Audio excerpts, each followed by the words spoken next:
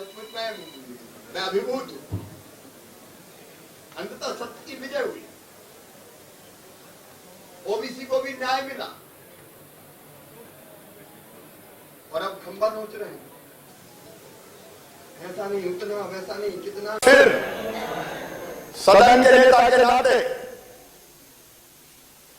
इस सदन के माध्यम से पिछड़े वर्ग हो चाहे किसी भी वर्ग के गरीब भाई बहनों, आश्वस्त करता हूं उनके हितों की रक्षा की हम प्रतिबद्ध रहेंगे और हम ओबीसी के आरक्षण के साथ ही पंचायत के चुनाव हो, इसमें कोई कसर नहीं छोड़ेंगे। अगर कोई हमारा साथ देगा तो उसके साथ, कोई अगर साथ नहीं देगा तो उसके बिना, और कोई विरोध करेगा तो उसके बावजूद हमारा ओबीसी के हितों के संरक्षण का और आरक्षण का यह अभियान जारी रहेगा। तो सरकार के पक्ष में सुप्रीम कोर्ट का फैसला, ओबीसी आरक्षण के साथ होंगे स्थानीय चुनाव। एमपी में ओबीसी आरक्षण के साथ अब स्थानीय चुनाव होने हैं, जिसके बाद बीजेपी का संकल्प पूरा हुआ। तो बीजेपी सरकार का संकल्प पूरा हुआ, क्योंकि बीजेपी सरकार का यही संकल्प था कि 27% ओबीसी आरक्षण के साथ निकाय चुनाव हो। और ऐसे में जिस तरीके से जो चुनाव टाल दिए गए थे, तो ऐसे में सुप्रीम कोर्ट ने ये फैसला दिया था कि जो चुनाव है वो बिना ओबीसी आरक्षण के होगा और जो तमाम नियम है वो फॉलो करेंगे, तभी ओबीसी आरक्षण के साथ चुनाव होगा। लेकिन क्योंकि चुनावों में देरी हो रही है, 5 साल के अंदर चुनाव होने चाहिए, तो ऐसे में बिना ओबीसी आरक्षण के चुनाव को लेकर फैसला दे दिया गया था। और अब आपको बता दें कि यह बड़ा फैसला सुप्रीम कोर्ट का, जिसमें ओबीसी आरक्षण के साथ ही स्थानीय चुनाव होंगे, जिसके बाद बीजेपी सरकार में खुशी की लहर देखी जा रही है। तो बता दें आपको कि ओबीसी आरक्षण पर शिवराज सरकार की ये एक बड़ी जीत है, क्योंकि शिवराज सरकार के प्रयासों पर सुप्रीम कोर्ट ने मुहर लगा दी है। आपको ये भी जानकारी दे दें कि मुख्यमंत्री शिवराज सिंह चौहान ने इस को लेकर संकल्प भी लिया था। तो सीएम शिवराज ने जो संकल्प लिया था वो आखिर सिद्धि तक कैसे पहुंची, वो जानने के लिए हमारी रिपोर्ट देखिए। ये तस्वीरें जश्न की हैं, ये तस्वीरें खुशी की हैं, ये तस्वीरें महीनों से चल रहे उस संघर्ष की जीत को बयां कर रही हैं, जिसमें सरकार पंचायत और निकाय चुनाव में ओबीसी को आरक्षण दिलाने का प्रयास कर रही थी। ये तस्वीरें प्रयास की जीत की तस्वीरें हैं। दरअसल सुप्रीम कोर्ट ने ओबीसी आरक्षण मामले में फैसला सुना दिया है। सुप्रीम कोर्ट ने अपने फैसले में कहा कि मध्य प्रदेश में पंचायत और निकाय चुनाव ओबीसी आरक्षण के साथ होंगे। साथ ही कोर्ट ने कहा कि आरक्षण 50% से ऊपर न हो। सुप्रीम कोर्ट ने राज्य सरकार को 1 हफ्ते में आरक्षण प्रक्रिया पूरी करने का नोटिफिकेशन जारी करने को कहा है। फैसला आने के बाद मुख्यमंत्री शिवराज सिंह चौहान ने क्या कुछ कहा, पहले आप वो सुनिए। सत्यमेव जयते, अंततः सत्य की विजय हुई है और फिर यह सिद्ध हुआ कि सत्य पराजित नहीं हो सकता। माननीय सर्वोच्च न्यायालय को मैं प्रणाम करता हूं। हमने यही कहा था कि हम चुनाव चाहते हैं, लेकिन ओबीसी आरक्षण के साथ। बता दें, पिछले हफ्ते सुप्रीम कोर्ट ने मध्य प्रदेश में बिना ओबीसी आरक्षण के ही नगरीय निकाय और पंचायत चुनाव कराने का आदेश दिया था। राज्य निर्वाचन आयोग इसके लिए तैयार भी था। इसके बाद मुख्यमंत्री शिवराज सिंह चौहान ने रिव्यू पिटीशन की बात कही। वहीं कांग्रेस ने इस पूरे मामले पर बीजेपी को जमकर कोसा और आरोप लगाए। साथ ही कांग्रेस ने कहा कि सरकार के पास रिव्यू पिटीशन का कोई ठोस आधार नहीं है। इस दौरान ओबीसी आरक्षण पर सूबे में सियासत भी जमकर हुई। कांग्रेस ने कहा सरकार ओबीसी आरक्षण के साथ चुनाव कराना ही नहीं चाहती, लेकिन सरकार ने कहा कि एमपी में चुनाव होगा तो ओबीसी आरक्षण के साथ ही होगा, और अंततोगत्वा हुआ भी वही। कांग्रेस और कमलनाथ जी अदालत गए कि चुनाव रुकवाए जाए। अब ये बदनीति नेक नीति थी और जीत सत्य की हुई। मुख्यमंत्री जी पहले दिन से कह रहे थे कि हम आरक्षण के साथ ही चुनाव कराएंगे। फैसला आने के बाद सरकार ने राहत की सांस जरूर ली है। माना जा रहा है कि इससे सरकार के वोट बैंक में भी इजाफा होगा, क्योंकि मध्य प्रदेश में 51% जनसंख्या ओबीसी की है। बहरहाल विपक्ष चाहे कुछ भी कहे, लेकिन इसमें जीत सरकार की हुई है। हम पहले दिन से यही कह रहे थे कि मध्य प्रदेश में बगैर ओबीसी आरक्षण के पंचायत व नगरीय निकाय के चुनाव नहीं होने चाहिए। सरकार इसको लेकर सभी आवश्यक कदम उठाएं। आज सुप्रीम कोर्ट ने प्रदेश में ओबीसी आरक्षण के मामले में राहत प्रदान करने का निर्णय दिया है, उसका हम स्वागत करते हैं। Bureau report, India news, Madhya Pradesh, Chhattisgarh. तो चलिए चर्चा की शुरुआत करेंगे। योगेश गुप्ता, कांग्रेस प्रवक्ता, हमारे साथ जुड़े हुए हैं। स्वागत है आपका योगेश जी, इंडिया न्यूज मध्य प्रदेश छत्तीसगढ़ पर। आशीष तिवारी, बीजेपी प्रवक्ता, भी हमारे साथ जुड़े हुए हैं। आशीष जी, आपका भी बहुत स्वागत इंडिया न्यूज मध्य प्रदेश छत्तीसगढ़ पर। सबसे पहले योगेश जी, मैं आप ही के पास आती हूँ कि देखिए आखिरकार ये फैसला आ ही गया है कि ओबीसी आरक्षण के साथ स्थानीय चुनाव होंगे, क्या प्रतिक्रिया आपकी? देखिए, ओबीसी आरक्षण के साथ जो माननीय सुप्रीम कोर्ट का निर्णय आया है, हम सबको उस निर्णय का स्वागत करना चाहिए एक बार। लेकिन भारतीय जनता पार्टी शासित शिवराज सरकार और इनके बड़ बोले नेता इसको जीत बता रहे हैं। ये जीत किस प्रकार हुई, इस पर प्रश्नवाचक चिन्ह लगा हुआ है। मैं आपको क्लासिफाइड करके बताता हूँ। 16% एससी, 20% एसटी और 14% ओबीसी, टोटल हो गया 50%। यहाँ लगाया है बार सुप्रीम कोर्ट ने कि इससे ऊपर नहीं जाना है। तो जब 50% आरक्षण की व्यवस्था तो शुरू से हमारे यहाँ थी, इसमें कोई नई बात तो है नहीं।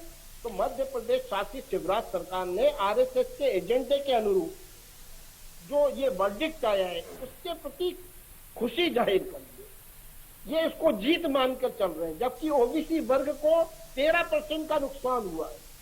माननीय कमलनाथ जी ने 27% आरक्षण के साथ कैबिनेट के माध्यम से प्रस्ताव पास किया था, उसके अगेंस्ट इन्होंने ऑर्डिनेंस लाकर उसको रद्द किया। दोबारा परिसीमन के चक्कर में ये कोर्ट व कचहरी और ये सब जो चक्कर हुआ, जिसके कारण 10 मई को जो वर्डिक्ट आया था सुप्रीम कोर्ट का, उसमें ट्रिपल टेस्ट में शिवराज सरकार फेल हुई। इनको फटकार लगाई उसी उच्चतम न्यायालय ने, बावजूद इसके ये जीत का जश्न मना रहे हैं। 150 रोज झूठ बोलने वाले लोग आज सत्य में जेते की दुहाई दे रहे हैं। दिन भर झूठ बोलते हैं माननीय शिवराज जी और नरोत्तम मिश्रा जी, और जनता को बरगलाने की है फिर से कोशिश है। देखिए, मैं आपको बताऊं, ये 50% का तो ये हो गया एक जो सुप्रीम कोर्ट द्वारा बार। एक रेस्ट ऑफ 50% की अगर हम बात करें तो वो रेस्ट ऑफ 50% जो है वो फ्री फॉर ऑल होता है। उसमें जनरल, ओबीसी, एससी, एसटी कोई भी चुनाव लड़ सकता है, नगर निगम में भी, पंचायत में भी। तो उसको देखते हुए माननीय कमलनाथ जी ने जिस दिन 10 मई को वर्डिक्ट आया था उसके तुरंत बाद ये फैसला दिया था कि कांग्रेस पार्टी उच्चतम न्यायालय का जो भी निर्णय आया है उसके विपरीत जाकर अपनी तरफ से 27% प्रत्याशियों को ओबीसी वर्ग के उनको टिकट देगी, उनको चुनाव लड़वाएगी। तो कहां से शिवराज सरकार की जीत हुई है, ये बात समझ से परे है। इन्होंने 17-18 साल से मध्य प्रदेश में इनकी सरकार है, ओबीसी वर्ग के लिए क्या किया?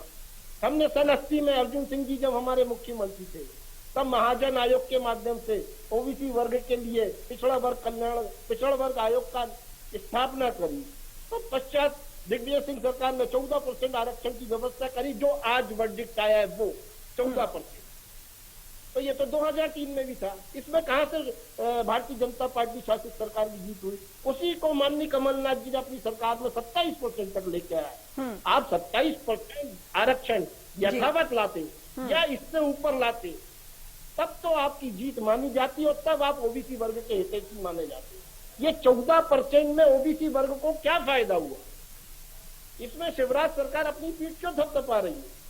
ठीक है, आशीष जी जवाब दीजिए। बात ही समझता है, जानता है, पहचानता है। इन्होंने जब कमलनाथ जी ने 27% आरक्षण लाया था, उसके खिलाफ अदालत कौन गया था? शिवराज सरकार के नुमाइंदे गए थे। 3 जगह स्टे लगा था इन्होंने पूरे मध्य प्रदेश शासन के कर्मचारियों के लिए। उस आरक्षण की व्यवस्था को स्टे के आधार पर रोक कर रखा, जबकि माननीय उच्चतम न्यायालय ने फिर फटकार लगाई जबलपुर उच्च। चलिए ठीक है, आशीष जी से जवाब लेते हैं योगेश जी आपके तमाम आरोपों को लेकर। अन्य सर्विसों में जो लाभ दिया जाना चाहिए था वो भी वंचित है। ठीक है योगेश जी, जवाब ले लेते हैं आशीष जी से। लौटूंगी आपके पास योगेश जी। आशीष जी जवाब दीजिए, यहाँ पर किस बात की खुशी मना रहे हैं आप? 27% आरक्षण की बात की थी, 13-14% आरक्षण रहेगा, तो किस बात की खुशी और किस बात की जीत? और कांग्रेस तो कह रही है कि वो भी लाई थी, लेकिन आपने उसको अधिवेशन लाकर निरस्त कर दिया। देखिए, कांग्रेस की जो नियत थी वो साफ नहीं थी। कांग्रेस की नियत यदि साफ होती तो चुनाव बहुत हो चुके होते। और कांग्रेस जो काम करती है वो केवल एक काम करती है कि देश की जो व्यवस्थाएं हैं वो अव्यवस्थाओं में कैसे परिवर्तित हो जाए। आज आरक्षण की जो समस्या थी उस समस्या को पैदा करने वाले कौन थे? कांग्रेस के नेता थे। कांग्रेस के वह बड़े नेता थे, राज्यसभा के सांसद थे और विवेक तनखा जी, और याचिका में कौन गए? ये लोग गए। अब आप सोचने की बात यह है, मैं बहुत स्पष्ट रूप से कह रहा हूं कि सोचने की बात यह है कि हमारा केवल एकमात्र कहना था शुरुआत से ही कि हम ओबीसी आरक्षण के साथ ही चुनाव कराएंगे। यही भारतीय जनता पार्टी की और भारतीय जनता पार्टी की सरकार की मंशा थी कि ओबीसी आरक्षण के साथ ही चुनाव होना चाहिए, क्योंकि ओबीसी वर्ग हमारा एक बड़ा वर्ग है और उसको आरक्षण मिलना चाहिए, जिससे वंचित करने का यदि किसी ने प्रयास किया और काम किया वो कांग्रेस ने किया। अब तो हम अपनी जीत इसलिए मानते हैं क्योंकि जब कांग्रेस के लोग कोर्ट गए, कोर्ट के बाद में जो फैसला हुआ उस फैसले से महाराष्ट्र और झारखंड जैसे राज्य प्रभावित हुए। अब तो इन परिस्थितियों में मध्य प्रदेश को जो हमें सबसे बड़ा उत्साह का आज माहौल है हमारा कि हम आरक्षण के साथ चुनाव कराना चाहते थे और माननीय कोर्ट यह निर्देशित कर दिया कि आरक्षण के साथ ही चुनाव होना चाहिए। और सबसे बड़ी बात यह थी कि इस चुनाव को कराने के लिए हमने पूरी प्रक्रिया का पालन किया। जो प्रक्रिया अपनाई जा सकती थी, जो व्यवस्था अपनाई जा सकती थी, उस व्यवस्था के तहत ही हम कोर्ट गए थे। हमने बाकायदे ओबीसी आयोग का गठन किया। उस आयोग ने, उस कमीशन ने एक रिपोर्ट तैयार की और जब कोर्ट ने कहा कि ये जो रिपोर्ट है वो निकायवार होना चाहिए तो निकायवार उस रिपोर्ट को तैयार किया गया। फिर उसके बाद में मॉडिफिकेशन में भी गए। फिर ट्रिपल टी टेस्ट की जो परिस्थितियां थी, उन परिस्थितियों के साथ में हम कोर्ट गए और आज जो परिणाम मिला है वो भारतीय जनता पार्टी की सरकार की जो इच्छा थी, मंशा थी, वह। चलिए ठीक है आशीष जी, ये बात तो ठीक है, परिणाम जो मिला है बिल्कुल होना भी चाहिए। ठीक है। किया क्या है? बीजेपी की कोशिशों के बाद ये परिणाम मिल गया आशीष जी, लेकिन 27% कैसे करेंगे आरक्षण को?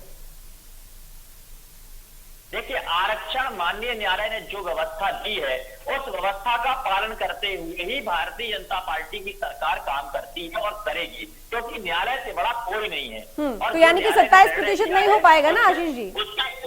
उसके अनुसार ही आरक्षण की व्यवस्था होगी। तो यानी कि 27% नहीं हो पाएगा जिसकी बात हो रही थी, जिसको लेकर संकल्प लिया गया था। अब जितनी जगह बची है उतना ही आरक्षण कर पाएंगे। न्यायालय के फैसले पे बात करते हैं ना, न्यायालय के फैसले पे बात करते हैं कि माननीय न्यायालय ने जो फैसला दिया है उसके अनुसार ही पूरी व्यवस्था होगी। और माननीय शिवराज जी की जो सबसे बड़ी जीत थी कि आज ओबीसी आरक्षण के साथ चुनाव किए जाने का निर्देश माननीय न्यायालय ने दे दिया है। ठीक है योगेश जी, आशीष जी का कहना है कि भाई जो न्यायालय का कहना है उसी के अनुसार व्यवस्था की जाएगी। क्या दिक्कत है फिर? देखिए, दिक्कत कांग्रेस पार्टी को और ओबीसी वर्ग को यही है कि ये आरएसएस के एजेंडे के अनुरूप ये जो इनका मंतव्य था वो आज वर्डिक्ट के रूप में सामने आया है। इनके मुंह से ये नहीं निकला कि भले ही कोर्ट ने हमको 14% आरक्षण की व्यवस्था दी है लेकिन हम 27% प्रत्याशियों को उतारेंगे। लेकिन कमलनाथ जी ने बोला है हम तो 30% तक भी ओबीसी वर्ग के प्रत्याशी को उतारेंगे चुनाव मैदान में। एक बात, दूसरी बात, 2003 से जो व्यवस्था थी वही यथावत है, इसमें जीत शिवराज जी की नहीं है। ये झूठ बोलना, झूठ परोसना बंद करें। दूसरी बात, मैं आपके बीच में नहीं बोला था, रितु जी इनको रोकिए, ये डिबेट की मर्यादा के अनुरूप आचरण करें, अच्छे मैसेज जाएंगे। 14% आरक्षण को कैसे बढ़ाया जा सकता था मैं बताता हूं उसका तरीका। हमारे नेता प्रतिपक्ष माननीय गोविंद सिंह जी आज से एक हफ्ते पहले जब 10 तारीख को वर्डिक्ट आया था सुप्रीम कोर्ट का, उसके दूसरे दिन पत्र लिखा था विधानसभा अध्यक्ष को माननीय शिवराज जी कि विधानसभा का विशेष सत्र बुलाया जाए, संविधान में संशोधन किया जाए और माननीय उच्चतम न्यायालय में 27% आरक्षण की व्यवस्था की जाए। ठीक उसी प्रकार ऋतु जी, जिस प्रकार केंद्र शासित मोदी सरकार 10% आरक्षण आर्थिक आधार पर सवर्णों को दिया था, जिसका पूरे देश में स्वागत हुआ था, तो 50 + 10 60% की व्यवस्था वहां हुई ना, लेकिन उसके लिए संविधान में संशोधन किया गया। वही गोविंद सिंह जी और माननीय कमलनाथ जी ने शिवराज सरकार से निवेदन किया था कि आप विधानसभा का विशेष सत्र बुलाइए और हम सब एक मत होकर इसको पारित करते हैं और 27% आरक्षण की व्यवस्था करते हैं। लेकिन जिसकी नियत में खोट हो, जिसकी नीति खराब हो, उसने इन पत्रों को अनदेखा किया और 14% आरक्षण के साथ अब चुनाव संपन्न कराने की बात भारतीय जनता पार्टी सरकार कह रही है। यही एक्चुअली बीजेपी और आरएसएस का एजेंडा था और ये लागू हुआ है, इनके कहने में खुशी है। लेकिन देखिए इनका जब समय है तब बोलिएगा। तो ओबीसी वर्ग में आज के निर्णय के बाद भारी निराशा है, लेकिन कमलनाथ जी ने उनको आश्वस्त किया है कि हम 27 से 30% तक प्रत्याशियों को नगर निगम और पंचायत में टिकट देंगे। आज प्रेस कॉन्फ्रेंस के माध्यम से कई ऐसे बिंदुओं पर हमारे नेता सज्जन सिंह वर्मा, कमलेश्वर पटेल जी और जेपी धनोपिया साहब ने तो स्पष्ट आरोप लगाया है कि पिछड़ा वर्ग कल्याण आयोग के माध्यम से जो तथ्य इन्होंने रखे थे माननीय उच्चतम न्यायालय ने, वो सब झूठे हैं, फर्जी हैं। इन्होंने ट्रिपल टेस्ट में फेल हुए। पिछड़ा वर्ग कल्याण आयोग के माध्यम से 48% ओबीसी वर्ग की आजादी बताई, इसके अंतर्गत 33% की मांग करी, जबकि मध्य प्रदेश में 54 से 55% ओबीसी वर्ग की आबादी है। तो यही इन्होंने 5-6% का गाला किया, ऊपर से 27 की जगह 33% की, मतलब जो बनती नहीं है बात वो इन्होंने रखी। तत्पश्चात माननीय उच्चतम न्यायालय ने इनको जोरदार फटकार लगाई कि नवंबर 21 से लेकर आप पूरे 6-8 महीने में इस प्रकार की व्यवस्था नहीं बना पाए कि ओबीसी वर्ग को 27% आरक्षण दिया जाए। 6-8 महीने का समय काफी होता है। सिर्फ बातें और आरोप लगा रहे, निराधार आरोप है। कांग्रेस सरकार ने तो करके दिखाया है ओबीसी वर्ग के लिए। आप बताइए 17-18 सालों में आपने क्या किया ओबीसी वर्ग के लिए? ठीक है आशीष जी, अब जवाब दीजिए। जब आपके पास वक्त था तब आपने समय रहते ये तमाम चीजें क्यों नहीं की, ये कदम क्यों नहीं उठाए? और जिस तरीके से योगेश जी का आरोप है कि हम कह रहे थे विधानसभा का विशेष सत्र बुलाकर ये काम किया जाए आरक्षण को लेकर, तो कांग्रेस ने जो किया है सारा देश ने देखा है, मध्य प्रदेश की जनता ने देखा है कि कांग्रेस किन परिस्थितियों में कूद गई और उन्होंने किस तरीके से परिस्थितियों को निर्मित किया कि यह प्रक्रिया उलझ जाए। चुनाव करने के लिए भारतीय जनता पार्टी आप लोगों ने अध्यादेश के खिलाफ जो कमलनाथ जी का परिसीमन था, जो कमलनाथ जी ने 27% आरक्षण की व्यवस्था करी थी, आप उसके अरेस्ट खोज गए थे। आपने अध्यादेश के माध्यम से उस कानून को रद्द किया। तत्पश्चात इस प्रकार की भ्रांतियां पैदा हुई और जिनके हित प्रभावित हो रहे थे।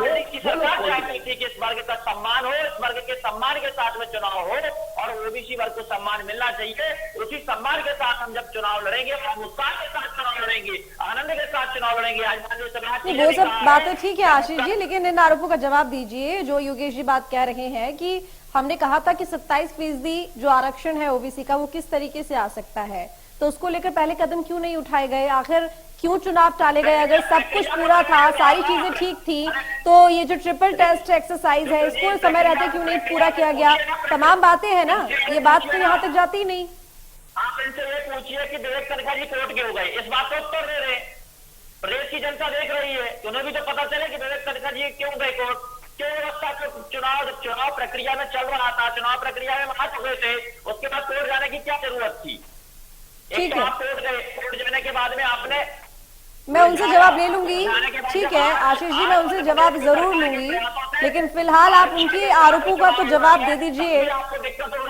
आशीष जी, मैं आपके सवालों का जवाब जरूर लूंगी योगेश जी से, लेकिन आशीष जी, योगेश जी ने जो आपके ऊपर आरोप लगाए पहले आप उनका जवाब दे दीजिए, फिर मैं आशीष जी योगेश जी के पास जाती हूँ। मैं उनकी बात का ही जवाब दे रहा हूँ कि उनको भी उत्तर देना पड़ेगा ना। विवेक तनखा जी कोर्ट के हो गए, उन्हें बताना पड़ेगा कि कांग्रेस क्या कर रही थी। तो यानी कि वो कोर्ट गए, इसीलिए आप 27% आरक्षण को लेकर जो जरूरी कदम थे वो नहीं उठा पाए, यही कह रहे हैं ना आशीष जी आप? मैं ये कह रहा हूं कि कांग्रेस ने केवल और केवल इस पूरी प्रक्रिया को उलझाने का काम किया है। ठीक है, ठीक योगेश जी, आपके कोर्ट जाने की वजह से इस पूरी प्रक्रिया में देरी हुई है। लगा है उसके लिए एकमात्र कभी ठीक है आशीष जी, आपकी बात पूरी हुई, योगेश जी से जवाब ले लेते हैं। ठीक है आशीष जी, योगेश जी से जवाब ले लेते हैं। योगेश जी, आशीष जी इसका कहना है कि भाई आप कोर्ट गए, इसी वजह से देरी हुई है इस पूरी प्रक्रिया में। दीजिए बातों को। तथ्यात्मक जवाब, हाँ दे रहा हूँ जवाब। देखिए सवाल विजय जवाब पंथा दीजिए। जी एक एडवोकेट हैं, उनका पेशा है वकालत। उनको ठीक उसी प्रकार जया ठाकुर ने और अन्य हितग्राहियों ने ऑक्यूपाई किया, जिस प्रकार वारेन एंडरसन को बचाने के लिए अरुण जेटली को हायर किया गया था। स्वर्गीय अरुण जेटली ने गैस लिक कांड के आरोपी वारेन एंडरसन को छुड़ाया था, उनकी पैरवी की थी। इस प्रकार के कई उदाहरण है हमारे भारत में कि एक वकील का पेशा अलग होता है और एक नेता का पेशा अलग होता है। एक बात, उसके बावजूद भी हमने तो 10 तारीख के वर्डिक्ट के बाद भी आपके साथ सहयोग की भावना के अनुरूप काम किया था ना। गोविंद सिंह जी ने पत्र के माध्यम से मीडिया में सार्वजनिक किया था, वो पत्र विशेष शस्त्र लाने का मांग करी थी ना। हम सब आपको सहयोग करने के लिए तैयार थे ना। सरकार में आप बैठे हो, जिम्मेदारी आपकी बनती है। आप अपने मुकम्मल को कांग्रेस के ऊपर आरोप लगाकर कैसे ठोकाएंगे? तो ओबीसी मर्द भली भांति देख रहा है, समझ रहा है कि उनके हित की बात कौन कर रही है। हम सड़क से लेकर सदन तक लगातार चलिए ठीक समय समाप्ति की तरफ। आप मध्य प्रदेश, छत्तीसगढ़ की हर खबर सीधे आपके मोबाइल फोन पर। अभी सब्सक्राइब करें हमारा चैनल और पाएं पल पल की खबर।